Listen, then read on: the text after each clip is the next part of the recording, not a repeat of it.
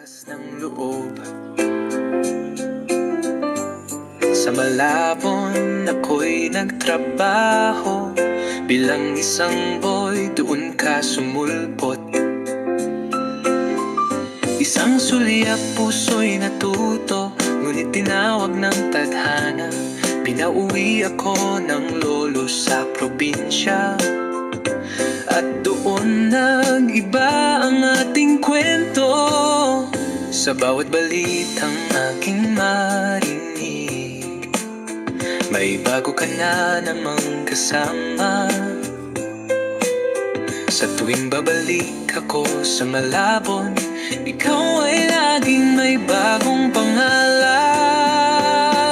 Unti-unti akong nawalan ng pag-asa na tayo ba'y muling magtatagpo. Kaya pinili kong magmahal ng iba at bumuo ng sariling mundo. Nag-asawa, nagkaanak, sa batasan tayo'y namuhay. Ngunit bakit ganito ang tadhana? Biglang kinuha ang kasama ko sa buhay. Isang iglap, ako'y naiwan kasama ang anak na umiiyak. Pangarap naming dalawa, biglang naging alaala at sugat. Mag-isa kong hinarap ang mundo, bit-bit ang lungkot, takot at luha. Hanggang minsan muling bumalik sa Malabon para sa trabaho muli. At sa gitna ng mga taong nagmamadali, ikaw mukhang hindi ko malimot.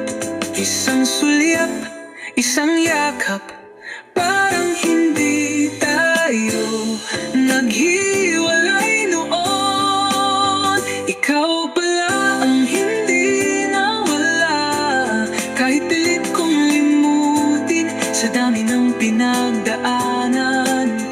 Ikaw pa rin ang uuwian.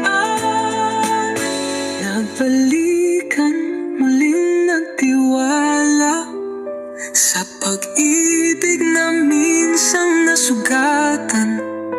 Pinakasalan kita, Jocelyn, para hindi ka na muling mawala sa akin.